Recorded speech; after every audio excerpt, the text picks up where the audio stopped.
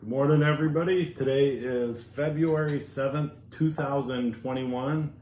Keelie and I are gonna take the time today to finish the duck hunt painting that we've been working on.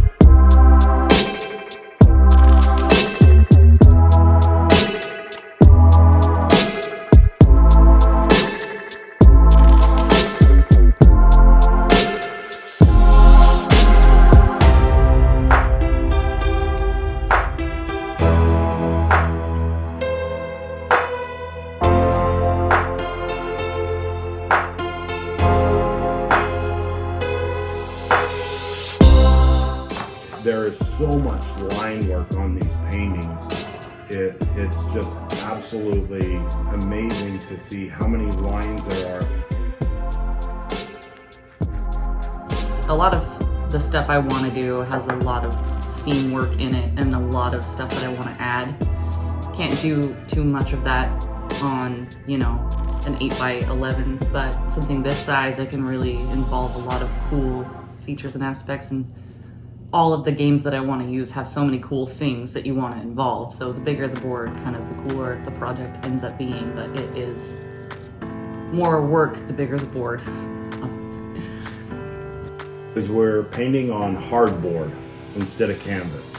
Now, if you don't know what hardboard is, it's a really eco-friendly product. It's basically wood that's been really ground and pressed ultra hard. If you knock on it, it's like a really ultra hard cardboard that's textured on one side, smooth on the other. And we're painting on that, and we think it's really cool. I think it's going to have an incredible lifespan. Kind of makes it unique, kind of makes it our own.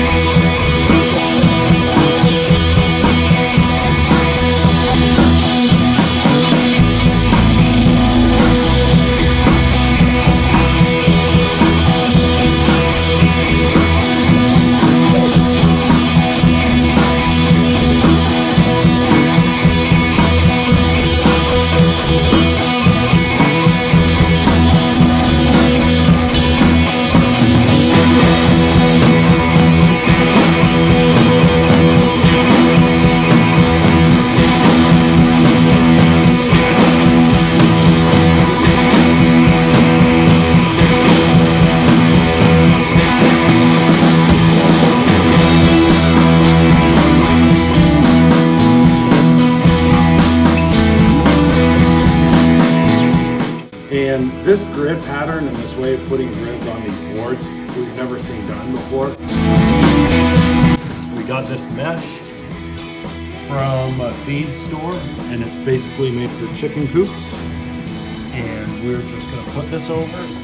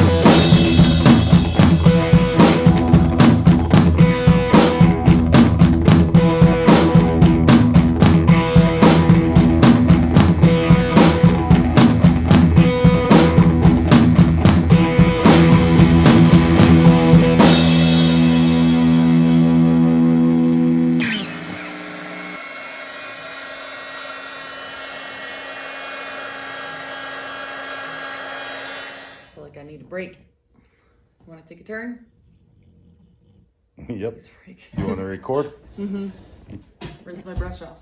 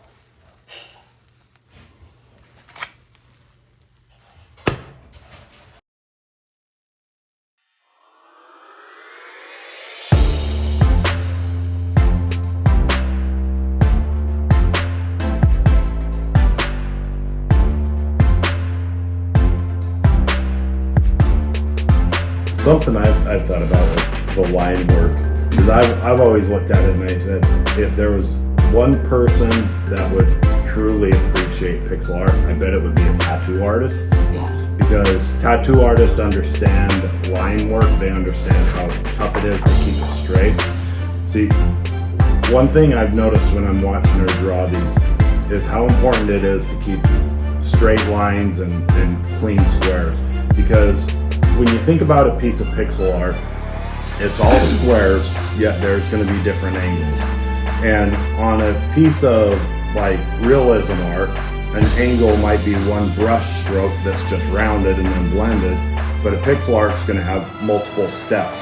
Well, as soon as those steps aren't square, the whole piece is going to get thrown off.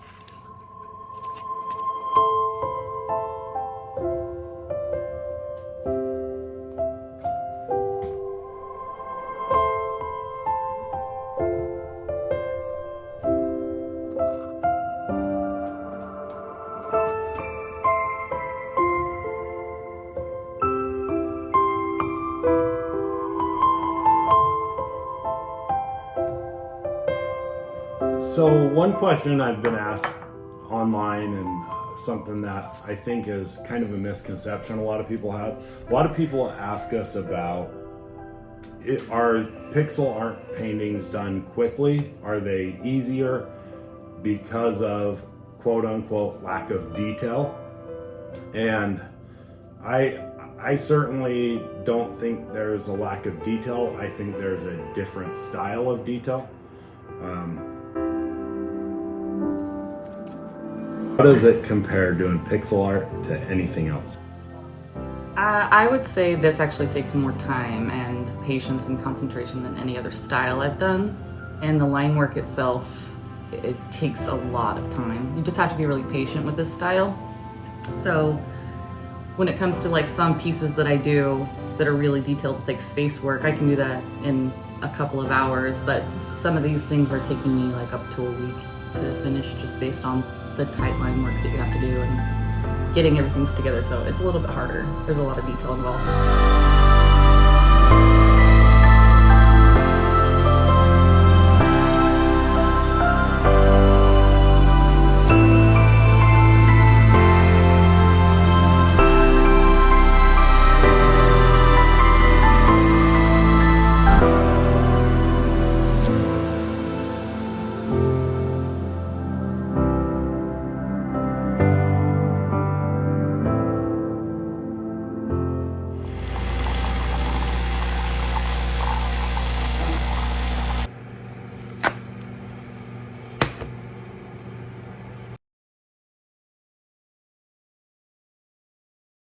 Anytime one line of one color connects to another line of a different color, you're not going to have a tight line the first time through.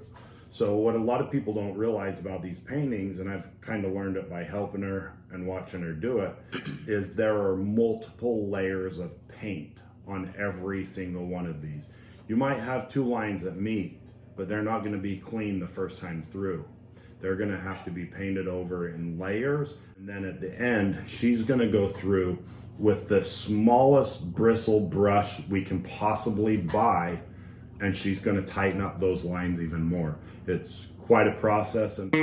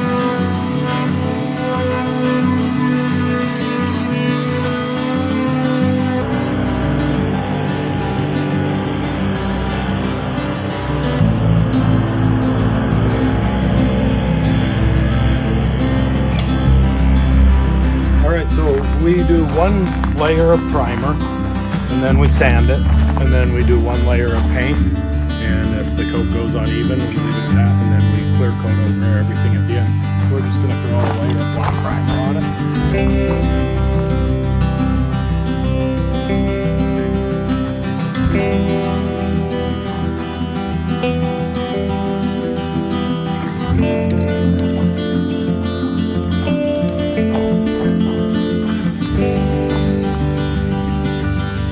So the reason we do the primer is because when you paint over wood, you can still see the grain through it. It kind of raises the paint. So in some applications you may want that. In this one we don't. That's why we use a layer of primer.